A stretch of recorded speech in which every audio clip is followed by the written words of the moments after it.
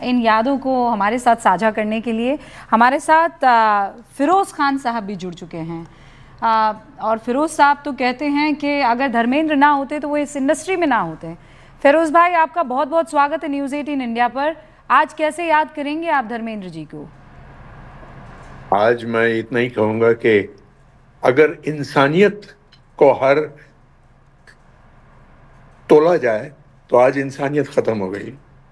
आज इंसानियत खत्म हो गई, वो फरिश्ता चला गया जिसको ऊपर वाले ने बनाया था। मैं आपको दावे से कहता हूं कि अगर धर्म जी नहीं होते तो मैं शायद इस इंडस्ट्री में नहीं होता, क्योंकि मैं इनके साथ शूटिंग कर रहा था ऊटी में कल की आवाज के लिए, और वहां लेट होते जा रहा था। मैं रवि जी को कुछ बोल नहीं पा रहा था, तो मैंने कहा कि भाई मैं धर्म जी के पास गया। मैं कहा धर्म जी, मेरी ऐसी ऐसी प्रॉब्लम है और मेरे को एक फिल्म मिल रही है एज मेन विलन, मैं वो फिल्म चली जाएगी मेरी। तो उन्होंने कहा ओ तू पहले क्यों नहीं, मैंने कहा ऐसा। मैंने कहा आई एम सो सॉरी ऐसा। धर्म जी आते थे शूटिंग पर 11, साढ़े 11, 12 बजे। हाँ। उन्होंने मेरे लिए सुबह के 9 बजे आए, क्योंकि रवि चोपड़ा को ने कहा कि अगर मैं जल्दी आ जाऊंगा तो तेरा ये काम हो जाएगा इसके साथ।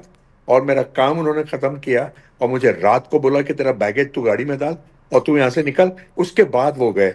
वो फरिश्ते के बारे में मैं जितना कहूं उतना कम है। और आपको पता है कि वो मुझे प्यार इसलिए करते थे कि मैं गाता हूं। और एक दिन वो मेकअप कर रहे थे, मैं एक कोने में बैठ के गाना गा रहा था रफी साहब का। हाँ। तो इन्होंने वो गाना सुना, कहा कि ए अच्छा अच्छा हाँ। तू गा रहा है। मैंने कहा जी मैं गा रहा हूँ।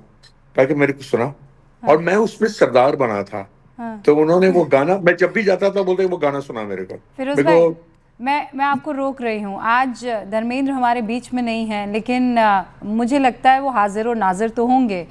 तो क्यों ना अर्जुन फिरोज़ खान आज उनके विदाई के मौके पर, जब वो इस दुनिया से विदा हो चुके हैं, वही गाना जो वो कहते थे इत्थया, ज़रा सुना क्या गा रहा है, गाएंगे?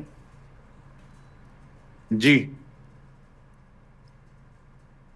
मैंने गाहे तेरे चेहरे से हटाऊं कैसे, लुट गए होश तो फिर होश में आऊं कैसे, आहा। मैंने गाहे।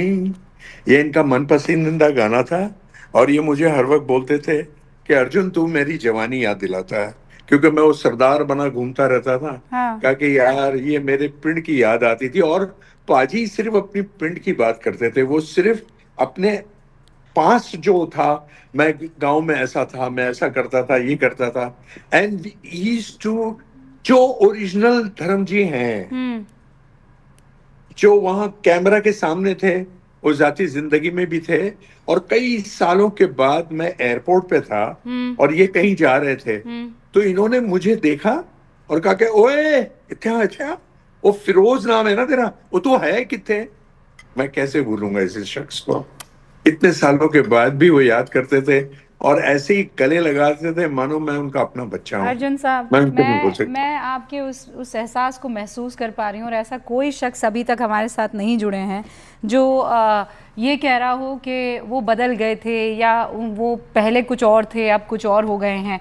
लेकिन आप कह रहे हैं कि उनको अपनी जड़ों से बहुत मोहब्बत थी। वो अक्सर अपने पिंड की, अपने पास्ट की बहुत बातें किया करते थे। कोई ऐसा उनका सपना था जो कभी उन्होंने आपके साथ शेयर किया, या कोई ऐसी सीख जो उन्होंने आपको जिंदगी में दी? आपको एक बात बता दूं, मैं वो जब भी कुछ बात करते थे तो वो यही कहते थे यार मैं अपने पिंड जाना चाहता हूँ। मैं बस अभी बहुत हो गया, यहाँ बहुत मजा आ रहा है, इधर सब इस शोहरत मिली, इज्जत मिली सर, लेकिन वो मेरी वो जो गांव की मिट्टी की भीनी भीनी खुशबू नहीं मिलती है मुझे।